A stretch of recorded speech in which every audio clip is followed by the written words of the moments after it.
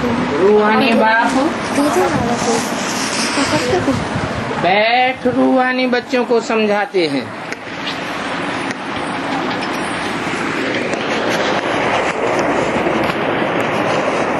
बैठ शब्द क्यों लगाया? मना कोई में बैठते हैं पढ़ाने के लिए। एक तो तुम बच्चों को बाप से ज्ञान का वर्षा मिल रहा है,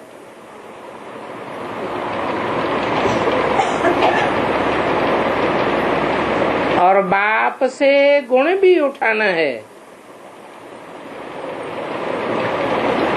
और इन चित्रों से भी गुण उठाना है।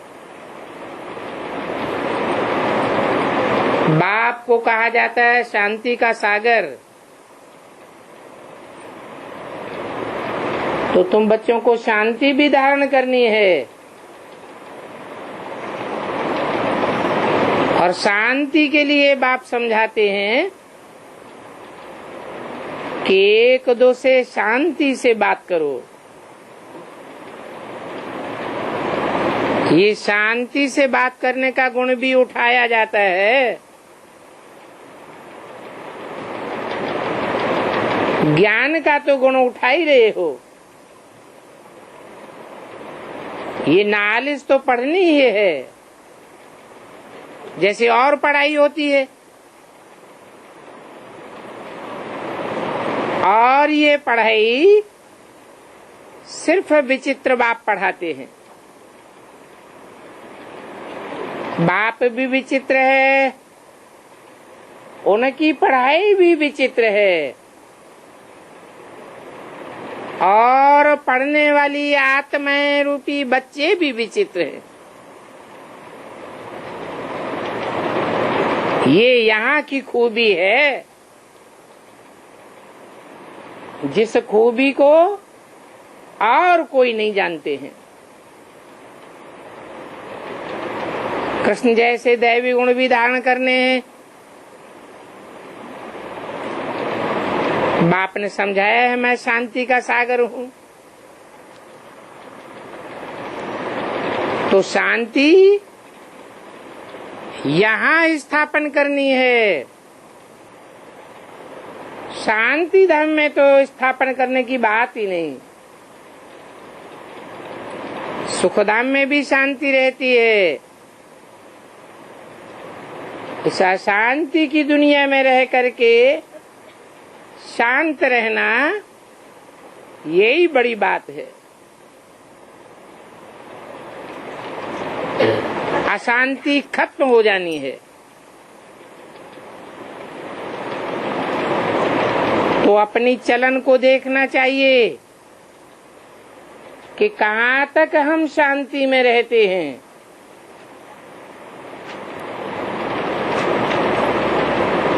संकल्पों में कहाँ तक शांति है, वाचा में हम कितने शांत रहते हैं। कहीं कर्मेंद्रियां भी अशांत तो नहीं होती। बहुत पुरुष लोग होते हैं जो शांति ही पसंद करते हैं, समझते हैं शांत रहना अच्छा है। और ये शांति का गुण भी बहुत भारी है, परंतु शांति कैसे स्थापन होगी? शांति का अर्थ क्या है, ये भारतवासी बच्चे नहीं जानते हैं। क्योंकि बाप तो भारतवासियों को ही कहेंगे।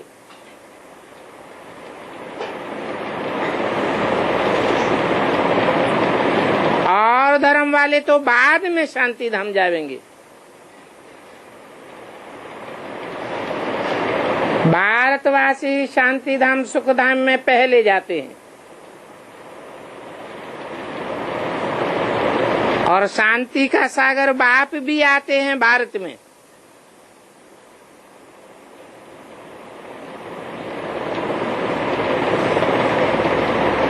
जहाँ बहुत अशांति फैल जाती है।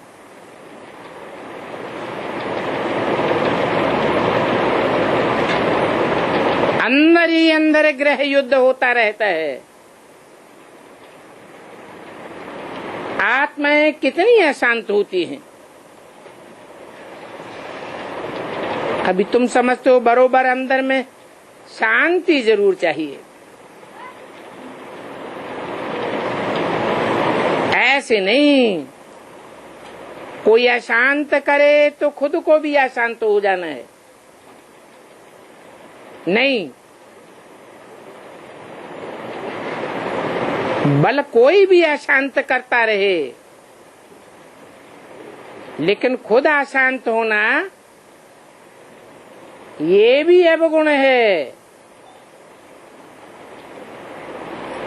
इन अवगुणों को निकालना है। और तुमको तो हरेक से गुण ग्राहक बनना है। अवगुणों की तरफ देखना भी नहीं है, क्योंकि तुम जानते हो बाप दादा दोनों शांत रहते हैं, कब बिगड़ते तो नहीं है। और बिगड़ कर लड़ियां भी नहीं मारते हैं।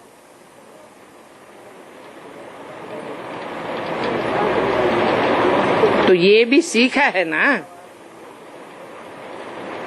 जितना शांत में रहें उतना अच्छा है। और शांति में रहने से ही अच्छी याद कर सकते हैं।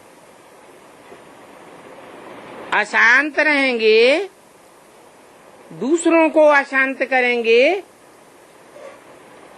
तो अच्छी याद आ ही नहीं सकती। अशांति वाले न खुद याद करेंगे न औरों को याद करने देंगे। तो हर एक से गुण ग्रहण करना है। इस बात में दत्तात्रेय का भी मिसाल दिया जाता है। कौन है दत्तात्रेय? दत्ता माने दिया हुआ, त्रेय माने तीन के द्वारा। ब्रह्मा, विष्णु और शंकर, इन तीन बच्चों के साथ मैं आता हूँ।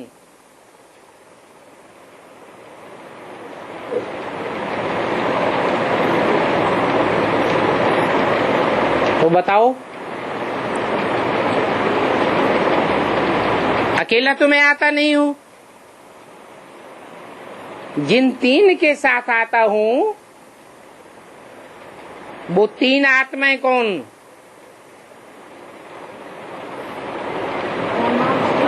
ब्रह्मा कौन? ब्रह्मा तो बहुतों के नाम है। हैं? धीरे से बोला। राधा कृष्ण, जगदम्बा, जगत पिता, जिसे प्रजापिता ब्रह्मा कहें, और वैश्वी शक्ति। तो तीन मूर्तियों के साथ आता हूँ। उन तीन के दिया हुआ पहली संतान कौन?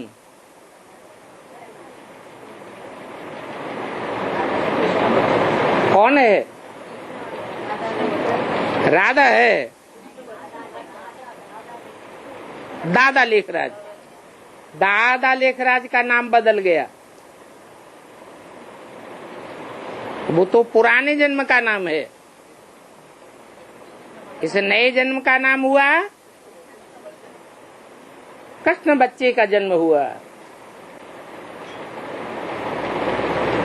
पहला पत्ता कृष्ण है ना। वो तो सतयुग में होगा। उसको जन्म देने वाला कहाँ होता है? जरूर संगम में होगा। ऊंच ते ऊंच युग सतयुग को नहीं कहेंगे, किसे कहेंगे? संगम युग है ऊंच ते ऊंच युग, जहाँ 3 देवताएं प्रत्यक्ष होते हैं विशेष।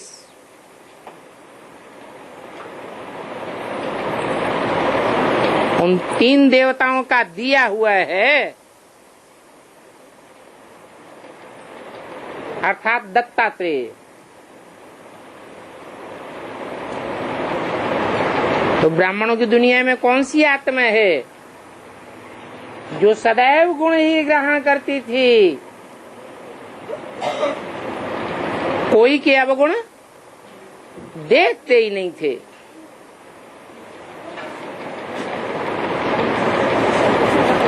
कौन? ब्रह्मा बाबा। अब ये तो जानते हो कि देवताओं जैसे गुणवान तो कोई होते ही नहीं है। देवताएं होते हैं सतयुग में। उन देवताओं में पहला देवता कौन? पहला पत्ता कौन? कृष्ण।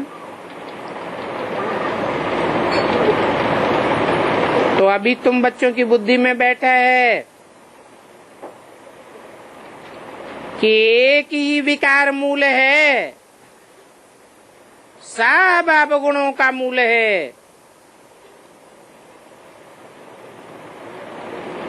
उस काम विकार पर तुम जीत पा रहे हो और पाते रहते हो, साथ साथ कर्मेंद्रियों पर भी जीत पा रहे हो।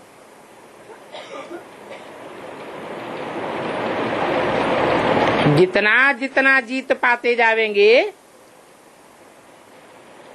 अवगुणों को छोड़ते जावेंगे।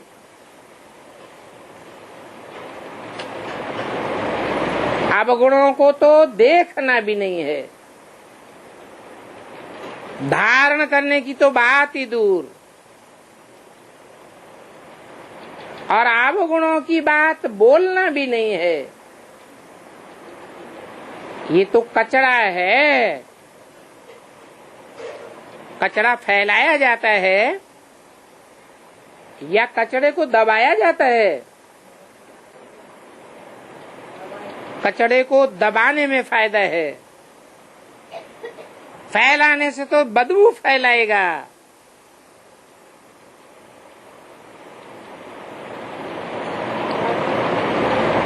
जिनमें अवगुण है उनके पास भी नहीं जाना चाहिए।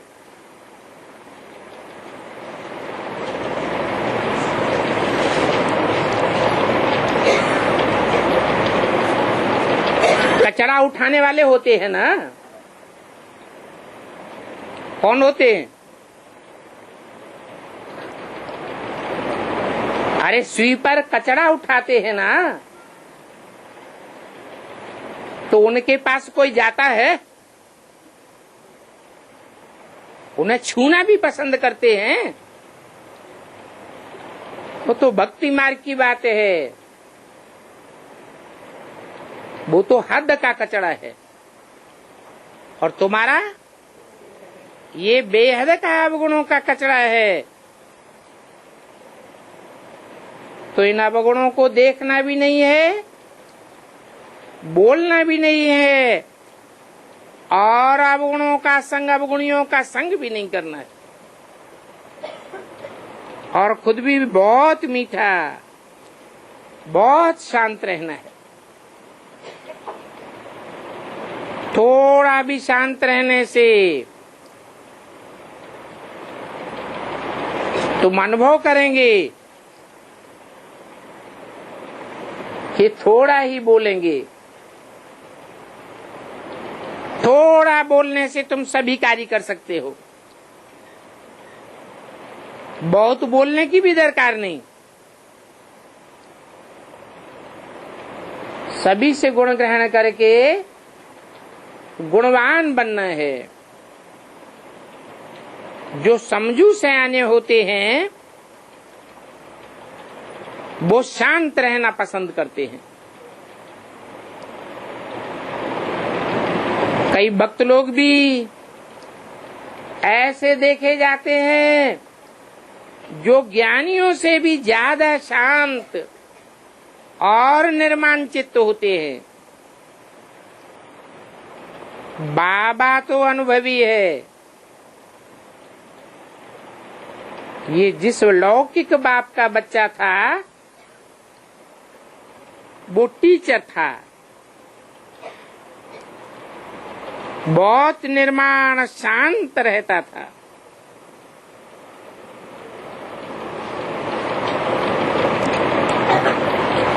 क्रोध कब होता ही नहीं था। जैसे साधु लोग होते हैं तो उनकी कितनी महिमा की जाती है। भगवान से मिलने के लिए पुरुषार्थ करते रहते हैं।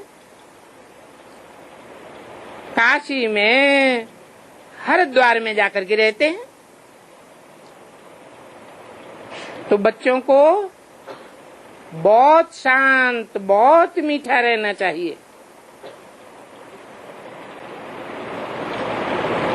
यहाँ अगर कोई अशांत रहते हैं तो वो शांति के निमित्त बन ही नहीं सकते। जन्म जन्मांतरा शांति फैलाते रहेंगे। ऐसे अशांति फैलाने वालों से बात भी नहीं करनी चाहिए। दूर ही दूर रहना चाहिए।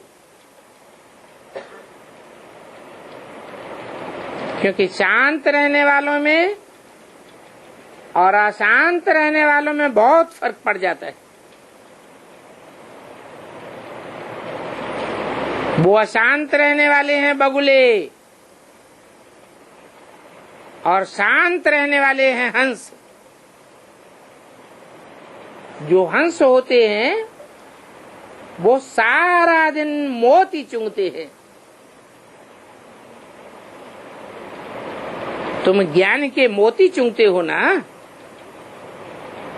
उठते बैठते चलते अपने अंदर ज्ञान का सिमरण करते रहो, मोती ही मोती चुंगते रहो। सारा दिन ये बात बुद्धि में रहे कि किसको कैसे समझावें, कैसे बाप का परिचय देवे। बाबा ने समझाया है, जो भी नए बच्चे आते हैं उनसे फार्म भरवाया जाता है। सभी सेंटर्स पर जब कोई कोर्स लेने आते हैं तो उनसे फार्म भरवाना है। अगर कोर्स नहीं लेता है तो फार्म भराने की दरकार भी नहीं है। और फार्म भराया ही इसलिए जाता है कि मालूम पड़े इनके अंदर क्या क्या चलता है, क्या समझाना है। क्योंकि दुनिया में तो इन बातों को कोई समझते ही नहीं है।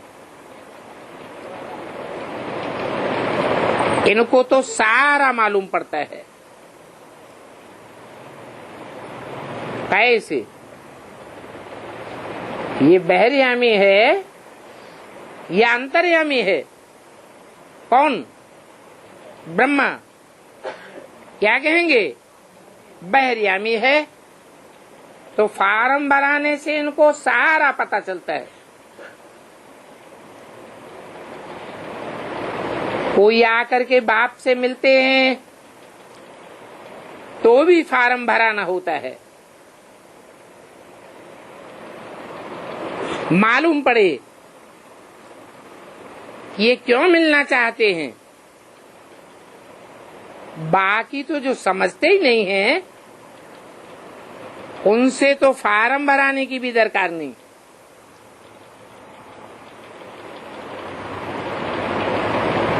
जो कोई भी आते हैं उनको हद के और बेहद के बाप का परिचय देना है, क्योंकि तुम बच्चों को भी बेहद के बाप ने आकर के परिचय दिया, तो फिर तुम औरों को बेहद के बाप का परिचय देते हो। बोलो, उनका नाम है शिव बाबा।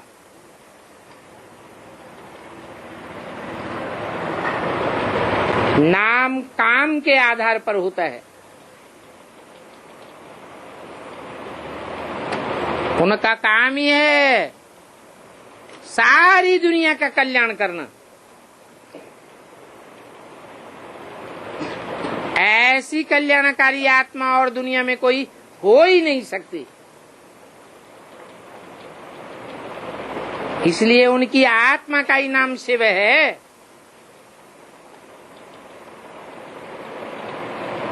वो कभी भी शरीर धारण नहीं करते।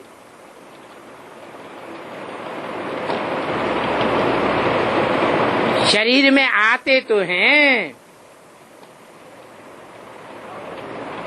परंतु देह भान लेश मात्र भी नहीं आता। उनको संग का रंग लगता ही नहीं।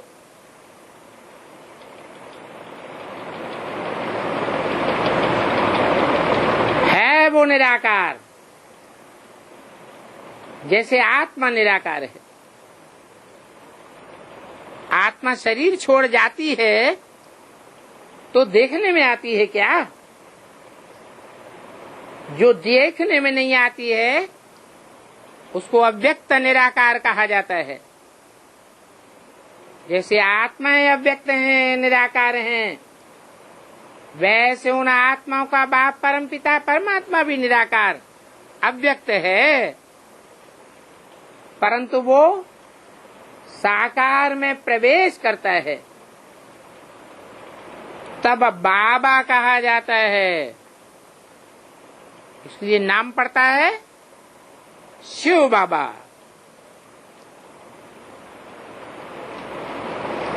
तो बोलो, शिव के लिए ही परमपिता परमात्मा ही नमः कहते हैं, और देवताओं को देवता ही नमः कहते हैं। देवताओं में और भगवान में जरूर फर्क होगा। देवताएं तो अनेक होते हैं और भगवान तो एक ही होता है, तो उनको कहेंगे शिव परमात्मा ही नमः। बाप कहते हैं, मुझे याद करो तो तुम्हारे सारे पाप कट जाएंगे।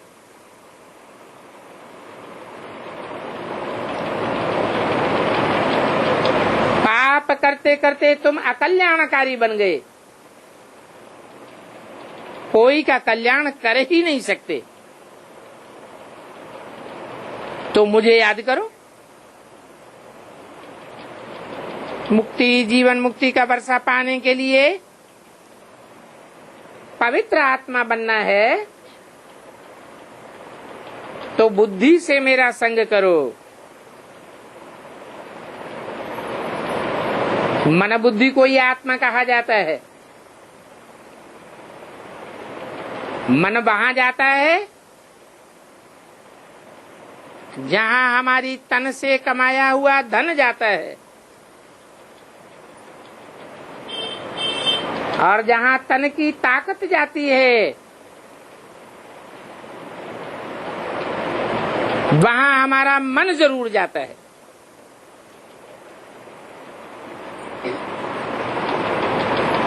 तो बुद्धि से भी तब याद कर सकेंगे जब तन, धन, धाम, सुहृद, परिवार, संपर्कियों और संबंधियों की बाजी लगाएंगे। ईश्वरीय कार्य में।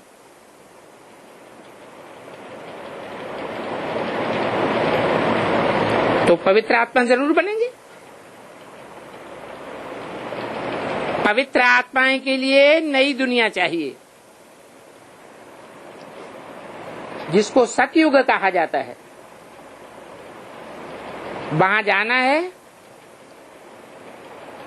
तो बाप कहते हैं मुझे याद करो, मैं ही एवर प्योर हूं। मुझे याद करेंगे तो तुम्हारे सारे पाप कट जाएंगे।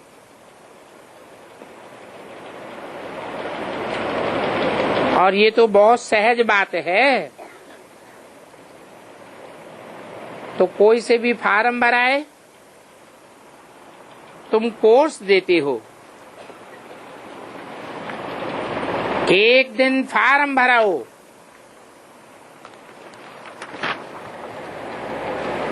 फिर उनको समझाओ। 9/12/68 की वाणी का दूसरा पेज। बीच में फिर फार्म भराओ तो तुमको मालूम पड़ेगा कि हमने इनको जो कुछ समझाया वो उनकी बुद्धि में बैठा या नहीं बैठा। तुम परख सकते हो कि कहीं वह वायरे मिसल तो नहीं बैठा रहता है। तुम देखेंगे 2 दिन के फार्म में फर्क जरूर पड़ जाएगा। तुमको झट पता पड़ जाएगा कि वो क्या समझा है। हमारी समझाने पर उसने विचार किया है व नहीं। बीच बीच में फार्म भराते रहने से फर्क पड़ता जाएगा। तो ये फार्म सभी के पास होना चाहिए। बाबा के ख्याल में तो आता है कि बहुत सेंटर पर ऐसे बच्चे हैं जो फार्म नहीं भराते। बाबा मुरली में डायरेक्शन देते हैं तो बड़े बड़े सेंटर्स को झट एक्ट में लाना चाहिए।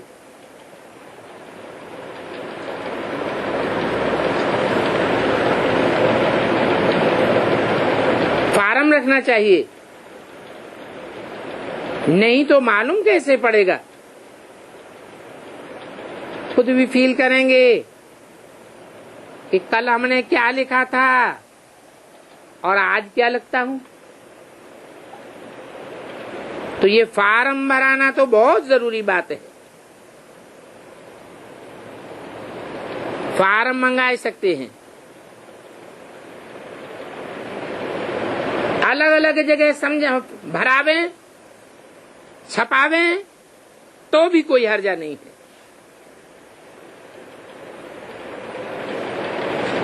या तो एक ही जगह छपाए और सभी जगह भेज देवे। छपाई के लिए तो हेड है दिल्ली में, क्योंकि ये है दूसरों का कल्याण करना, देवी देवता बनाना।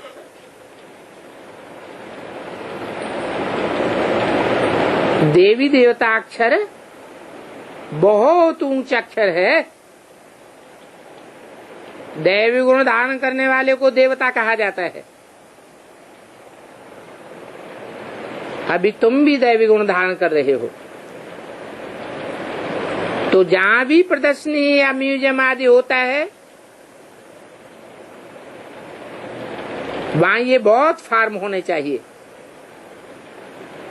तो मालूम पड़े कि आने वाले जिज्ञासु की अवस्था कैसी है। समझ करके फिर समझाना पड़ता है। बच्चों को कल्याण तो बहुतों का करना है, तो सदैव गुण ही वर्णन करने हैं, अब गुण नहीं। तुम गुणवान बनते हो जिनमें गुण होंगे वो दूसरों में भी गुण फूकेंगे। अब गुण वाले कब गुण नहीं फेंक सकते। बच्चे जानते हैं अभी बहुत समय नहीं है और पुरुषार्थ तो बहुत करना है। बाप ने समझाया है, तुम रोज मुसाफिरी करते हो, रोज याद की यात्रा करते रहते हो। ये जो गायन है अतीन्द्रिय सुख गोप गोपियों से पूछो, ये पिछाड़ी की बात है, अभी तो नंबरवार है। कोई तो ऐसे हैं जो अंदर में बहुत खुशी में आकर के उछाले मारते रहते हैं। ओहो, हमको परमपिता परमात्मा मिल गया, उनसे हम स्वर्ग की बादशाही का वर्षा लेते हैं। ऐसे बच्चों के पास कोई भी प्रकार की कंप्लेंट ठहर न सके। कोई ने कुछ कहा तो भी सुना अनसुना कर देते हैं और अपनी ही मस्ती में रहते हैं। कोई भी बीमारी याद आती है तो भी तुम सिर्फ याद में रहो। याद में रहने से तुम्हारा कर्मों का बोझा हल्का होगा और बीमारी भी खत्म हो जाएगी।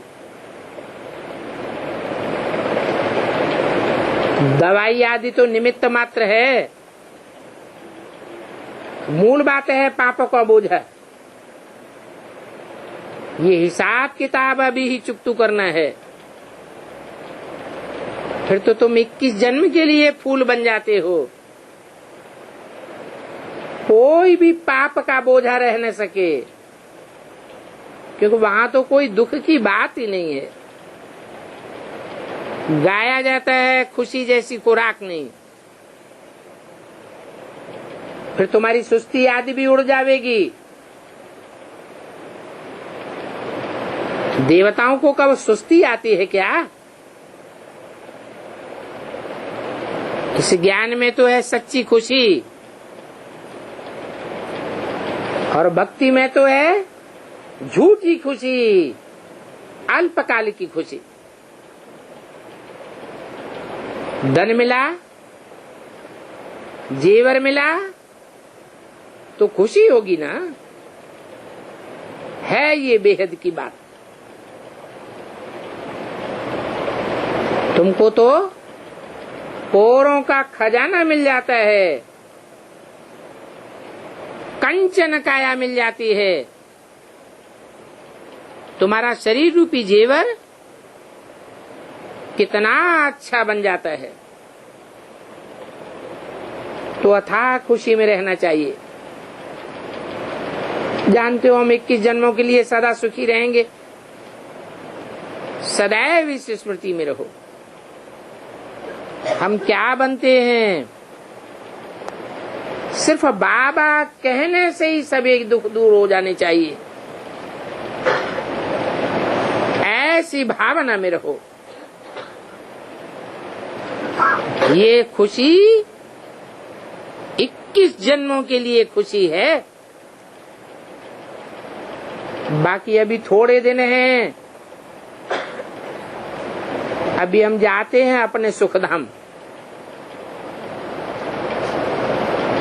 फिर प्रैक्टिस करते करते और कुछ भी याद नहीं रहेगा। ये बाबा भी अपना अनुभव सुनाते हैं। कितने समाचार आते हैं, कितनी खिटखिट चलती है, कब आर्य समाजियों की, कब सन्यासियों की, परंतु बाबा को इन बातों को सुन करके कोई प्रकार का दुख थोड़ा ही होता है। कुछ सुना, अच्छा ड्रामा की बाबी, ये तो कुछ भी नहीं है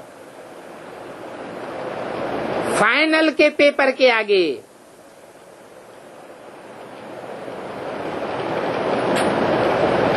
और हम तो अभी कौरों का खजाना लूटने वाले बनते हैं। अपने से बातें करने में भी खुशी हो जाती है, तो बड़ा शांत में रहते हैं, बाप की याद में भी रहते हैं। बल कुछ भी हो जाता है, ख्याल होता है, परंतु हम तो अपने पुरुषार्थ में लगे ही रहते हैं। उनका चेहरा खुशी से खिलता रहेगा। स्कॉलरशिप आदि मिलती है तो चेहरा कितना हर्षित रहता है। अभी तुम भी पुरुषार्थ कर रहे हो इन लक्ष्मी नारायण जैसा हर्षित बनने के लिए, परंतु इन लक्ष्मी नारायण में तो ज्ञान नहीं है और तुमको तो ज्ञान भी है, तो तुमको तो बहुत खुशी में रहना चाहिए और हर्षित भी होना चाहिए। इन देवताओं से तुम बहुत ऊंचे हो। किन देवताओं से है? सतयुग के जो लक्ष्मी नारायण हैं उनसे या उनकी डायनेस्टी से तुम्हारा जो पद बनता है, नर से नारायण जैसा और नारी से लक्ष्मी बनने जैसा, वो पद तो बहुत ऊंचा है। ज्ञान सागर बाप हमको कितना ऊंच ज्ञान देते हैं। अभी तुमको अविनाशी ज्ञान रत्नों की लॉटरी मिल रही है, तो कितनी कापारी खुशी होनी चाहिए। ये जन्म तुम्हारा हीरे जैसा जन्म गाया जाता है। सतयुग तो सोने समान है, त्रेता चांदी समान है।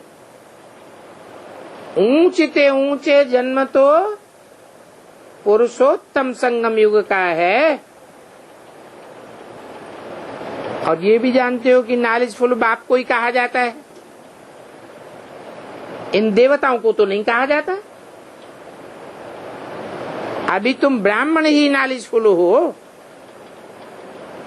तो तुमको नॉलेज की खुशी रहती है। एक तो बाप से मिलने की खुशी, ये खुशी तुम्हारे सिवाय और किसी को दुनिया में नहीं होती है। इन सन्यासियों आदि को अपना कितना नशा रहता है, परंतु ये सन्यासी भी आगे चल करके फील करेंगे। एक तो उनको शास्त्र आदि पढ़ने का अधिकार ही नहीं है, वो तो है ही निवृत्ति मार्ग वाले। ये शास्त्र आदि तो प्रवृत्ति मार्ग वालों के लिए है।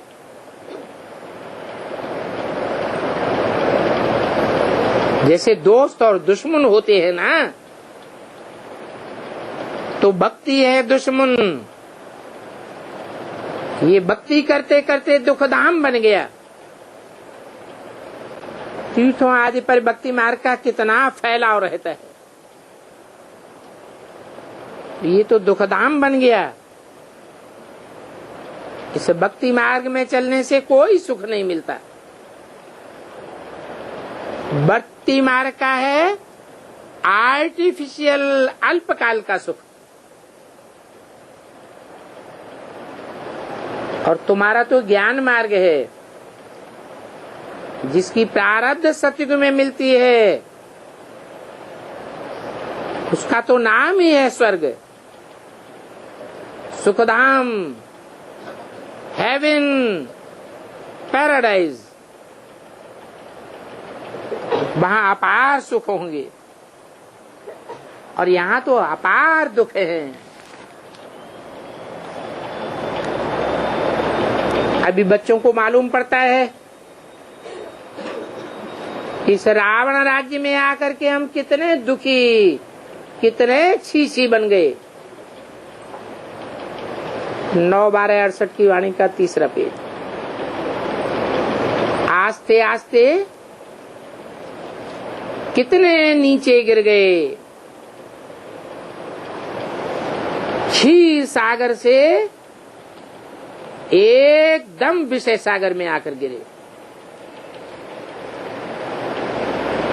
अभी बाप इस विषय के सागर से निकाल हमको क्षीर सागर में ले जाते हैं।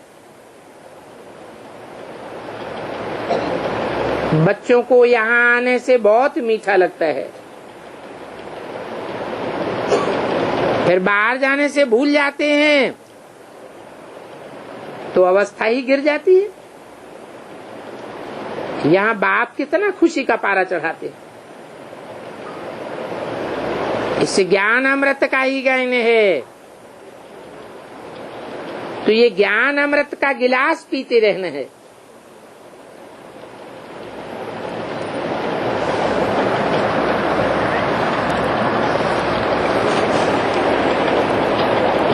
ब्रह्मा बाबा जब तक जीते रहे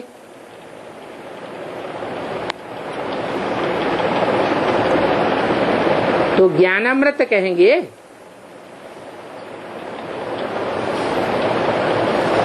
अमृत तो मंथन से निकलता है,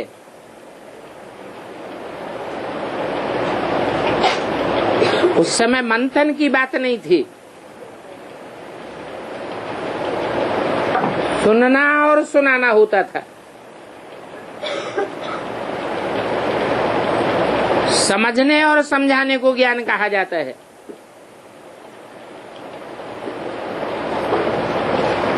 तो तुम बच्चे अभी अमृत पीते हो,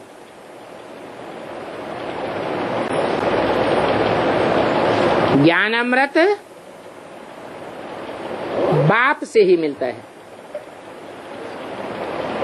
यहाँ तुमको बहुत नशा चढ़ता है। इस नशे का नाम ही है नारायणी नशा। फिर बाहर जाने से वो नशा कम हो जाता है। बाबा खुद फील करते हैं कि यहाँ आने से बच्चों को फीलिंग आती है नशे की।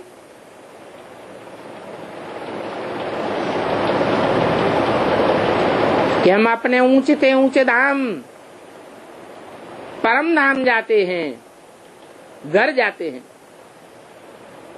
हम बाबा की मत पर राजधानी स्थापन कर रहे हैं। तो राजधानी स्थापन करने के लिए हम बड़े से बड़े वॉरियर्स हैं। ये सभी बुद्धि में नॉलेज है। जिस नॉलेज से तुम इतना ऊंच पद पाते हो, और पढ़ाते देखो कौन है। पढ़ा करके बाप तुमको एकदम बदलाए देते हैं। तो बच्चों के दिल में कितनी खुशी होनी चाहिए।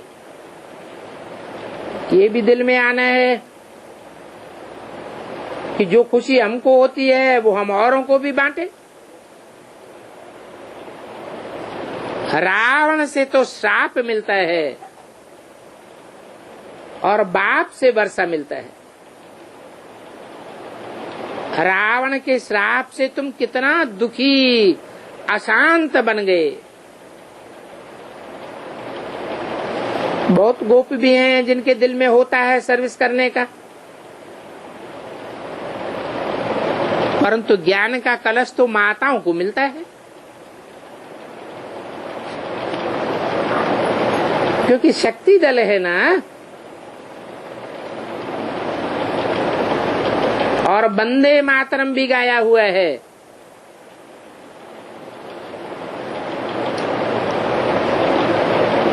साथ में वंदे मातरम है तो निश्चित है कि वंदे पितरम तो होगा ही, परंतु बाप है गुप्त। बाप आते हैं तो शक्तियों को प्रत्यक्ष करते हैं। तो नाम पहले माताओं का है। कहते भी हैं लक्ष्मी नारायण, सीताराम, राधा कृष्ण। पहले सीता फिर राम। यहाँ पहले मेल का नाम फिर फीमेल का नाम लिखते हैं। ये है ही रावण राज्य। कहेंगे ये भी खेल है। तो बाप तो सभी कुछ समझाते रहते हैं। भक्ति मार्ग का राज भी समझाते हैं कि भक्ति में क्या क्या होता है। जब तक ज्ञान नहीं है तो पता थोड़ा ही पड़ता है। अभी तुम समझते हो, पहले हम तो जैसे अनपढ़ थे, जट बुद्धि थे, गंध में पड़े हुए थे। अभी हमारे कैरेक्टर्स सुधरते जाते हैं। तुम्हारे दैवी कैरेक्टर्स बन रहे हैं। 5 विकारों से आसुरी कैरेक्टर्स बन जाते हैं। तो देखो कितनी चेंज हो रही है। और चेंज में आना चाहिए। ये शरीर छूट जाएगा तो फिर चेंज थोड़े ही हो सकेंगे। बाप में ताकत है। तुमको कितनी चेंज में लाते हैं। अनुभव में सुनाते हैं हम बहुत कामी, शराबी, कबाबी था। इस ज्ञान में आने से हमारे में बहुत चेंज हुई है। अभी हम बहुत खुशी में रहते। कोई कोई को ये बातें सुनाते, प्रेम के आंसू भी आ जाते। बाप समझाते तो बहुत हैं, परंतु बच्चे ये बातें भूल जाते। नहीं तो सदैव खुशी का पारा चढ़ा रहे। हम बहुतों का कल्याण करें। बहुत मनुष्य संसार में दुखी हैं, उनको रास्ता बतावें। समझाने के लिए कितनी मेहनत करनी पड़ती है। गालियां भी खानी पड़ती हैं। पहले से ही आवाज है कि ये सबको भाई बहन बनाते हैं। बोलो, भाई बहन का संबंध तो निर्विकारी है ना। ये तो अच्छा संबंध है ना। मंदिर में जाते हो तो बोलते हो ना, तुम माता पिता हम बालक तेरे। तो भाई बहन हुए ना। अभी तुम बच्चे तो जानते हो कि हम आत्माएं तो भाई भाई है, परंतु फिर भी जन्म जन्मांतर की जो दृष्टि बनी हुई है स्त्री पुरुष की, वो दृष्टि टूटती ही नहीं है। बाबा के पास तो बहुत पत्र आते हैं। लिखती हैं, बाबा हमारे ऊपर तो बहुत कुदृष्टि रखते हैं। बाबा हमको बचाओ, हम इनसे कैसे छूटें। हमको भाई खराब करता है, हमको चाचा खराब करता है। द्रौपदी ने भी पुकारा है। यहाँ तो भाई, बाप, मामा, चाचा, काका सभी दुश्मन बन जाते हैं।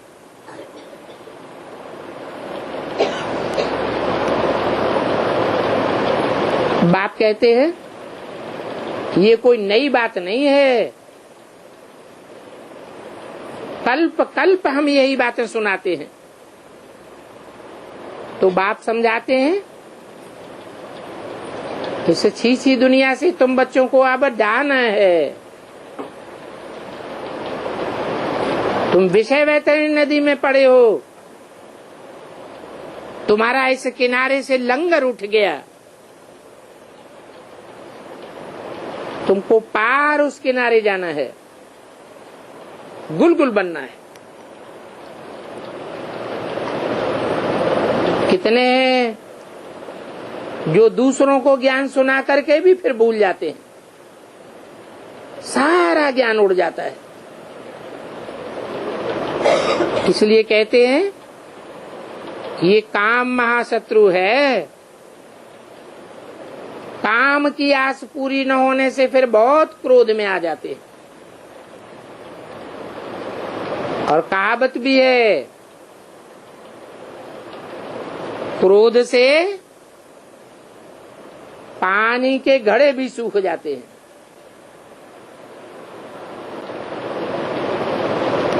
कोई कोई तो खुद जाकर पुलिस में रिपोर्ट करते हैं कि हमको ऐसे ऐसे मारते हैं। परंतु इस बात में बड़ी महावीरनी चाहिए, नहीं तो मोह आ जाता है। कुछ न कुछ सटका तो खाना ही पड़ता है ना। 21 जन्म का सुख पाने के लिए एक जन्म सटका खाया तो कोई हर्जा थोड़ा ही है। बाप कहते हैं जो रीढ़ बकरियां होती हैं वो ही मार खाती हैं। कोई तो फिर ऐसी हैं जो परवश हो करके मार ही खाती रहती है, छी होती रहती है,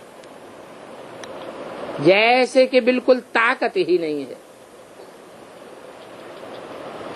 कहीं भी बाहर निकल न सकें। बाबा तो बहुत अनुभवी है। इस विकार के पीछे राजाओं ने अपनी राजाई गंवाई है। ये काम महाशत्रु है। सभी कहते हैं बाबा ये बहुत कड़ा दुश्मन है। बाप कहते हैं काम को जीतने से तुम विश्व के मालिक बनेंगे, पर तो काम का विकार ऐसा कड़ा है जो इतनी प्रतिज्ञाएं करके भी गिर पड़ते हैं। बहुत मुश्किल से कोई सुधरते हैं। इस समय सारी दुनिया के कैरेक्टर्स बिगड़े हुए हैं। पावन दुनिया कब थी, कैसे बनी, ये किसी को पता नहीं है। इन लक्ष्मी नारायण ने ये राजभाग कैसे पाया, कब, कोई बता ही नहीं सकता। आगे चल करके ऐसा समय आवेगा जो तुम लोग विलायत आज में भी जावेंगे।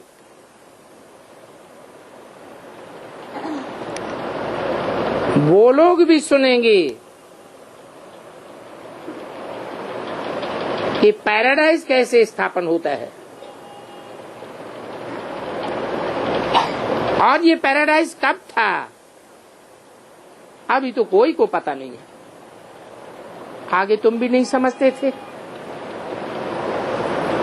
यही दुनिया स्वर्ग थी, हम ही स्वर्ग के मालिक थे। अभी तुमको कितना मालूम पड़ गया है, तुम्हारी बुद्धि में है। ये सभी बातें बहुत अच्छी रीति समझानी है। तो अभी तुम्हारी यही लत पक्की हो जानी चाहिए, यही तात लगी रहे कि हम कैसे समझावें। 9/12/68 की वाणी का चौथा पेज। समझाने की सिवाय और सारी बातें भूल जानी चाहिए। बाप दादा तो बैठे हैं, कोई भी बात में नाराज नहीं होना है। बाप के पास चले आना चाहिए। बाप तो सभी दुख दूर करने वाला बैठा है ना। तुम्हारे तो सभी दुख दूर हो जाते हैं। तुम जानते हो हम ट्रांसफर हो रहे हैं अपने सुखधाम में, इसकी बहुत खुशी रहती है। तुमको तो फर्स्ट क्लास लॉटरी मिलती है, तो तुमको अपनी संभाल आप ही करनी है, अपना सुधार करना है, क्योंकि तुम्हारी योग बल की बात है। बाप ही आकर के योग बल सिखलाते हैं। इस योग बल से ही विश्व के मालिक बन सकते हो। वो लोग आपस में लड़ते झगड़ते रहते हैं, एक दो को कितनी अपनी ताकत दिखलाते हैं, समझते हैं हम ही जीत जावेंगे। सभी आपस में लड़ेंगे तो जरूर दिन प्रतिदिन जोर भरते जाते हैं, समझते हैं बस अभी लड़ाई लगी कि लगी। उनके अंदर में तो होगा कि मैं जीतूंगा, क्योंकि मैं महा पावरफुल हूं। क्रिश्चियंस का आपस में ही ऐसे चलता है, उनमें बहुत ताकत है। इन क्रिश्चियंस के पास ही बामसादे बहुत हैं, ये यादव संप्रदाय है। महाभारत में गायन है ना, यादवों के पेट से मूसल निकले। अब कोई उस पेट की बात नहीं है, कोई लोहे के मूसल पेट से नहीं निकलते हैं, ये मिसाइल से है जो उनके बुद्ध रूपी पेट से निकले हैं, जिन पर बहुत खर्चा होता है। और उनके पास तो ढेर के ढेर हैं। कहानियां भी हैं, दो बिल्ले आपस में लड़े और मक्खन बीच में तीसरा खा गया। कृष्ण के मुख में चंद्रमा दिखाते भी हैं।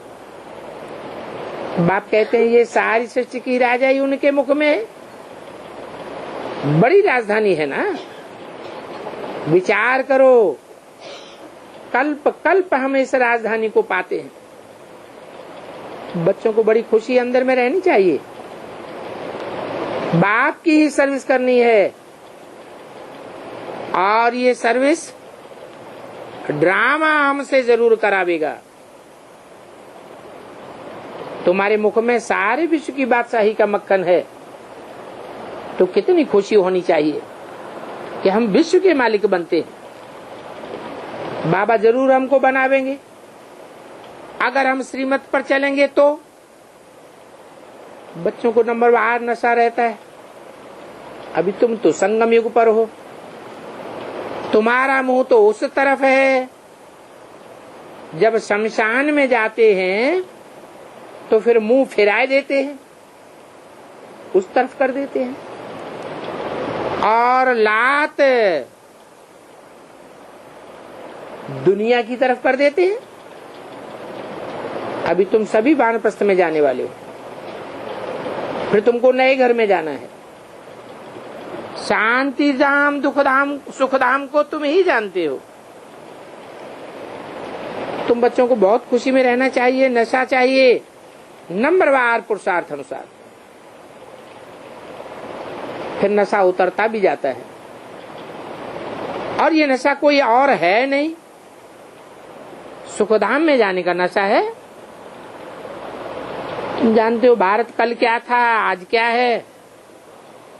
हम ही सूर्यवंशी चंद्रवंशी बने, ये खेल है। अभी तुम चले अपने वतन की ओर। ये शांति धाम सुख धाम तुम्हारा वतन है। यहाँ तो तुम पराये राज्य में बैठे हो। अभी तुमको अपना राज्य मिलता है, तो कोशिश करके अपना राज्य ले लेना चाहिए।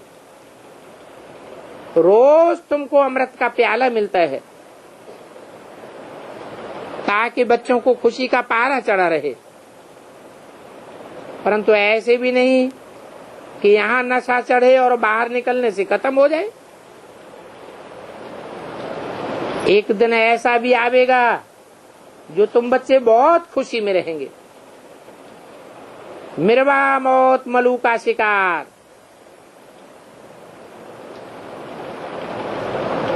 दुनिया के वो मनुष्य तो जानवरों में सलबड़ते रहेंगे, क्योंकि बाप को जानते ही नहीं हैं, और तुमको तो ज्ञान है।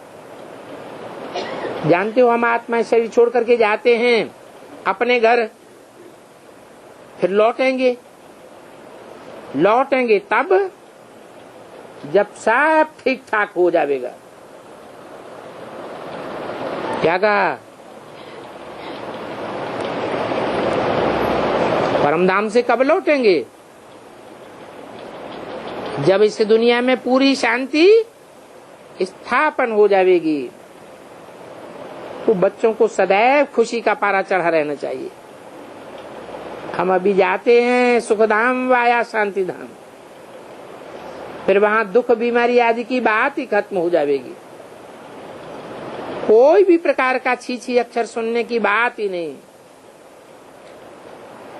ये है सत्य नर से नारायण बनने की कथा, जिसको अमर कथा भी कहते हैं, तीजरी की कथा भी कहते हैं। इन नेत्रों से तो बल देखो, परंतु तीसरा ज्ञान का नेत्र सुखधाम और शांति धाम में लगा रहे। ऐसे कब कोई सिखला ही नहीं सकता कि वेद का बाप ही आकर कहते हैं बाप को याद करो और वर्षे को याद करो, शांति धाम और सुख धाम को याद करो। इन आंखों से जो कुछ भी देखते हो सबको भूल जाओ। बाप तुम्हारे लिए नया घर बनाते हैं तो फिर पुराने घर से दिल हट जानी चाहिए। अभी बाकी थोड़ा समय है, इसलिए अपने शांति धाम सुख धाम को याद करो, सिखलाने वाले बाप को याद करो तो वहां पहुंच जाएंगे। फिर जितना जो याद करेंगे। इस पुरानी दुनिया में, पराये राज्य में तो तुम थोड़े समय के लिए हो, ये कोई तुम्हारा अपना राज्य थोड़े ही है।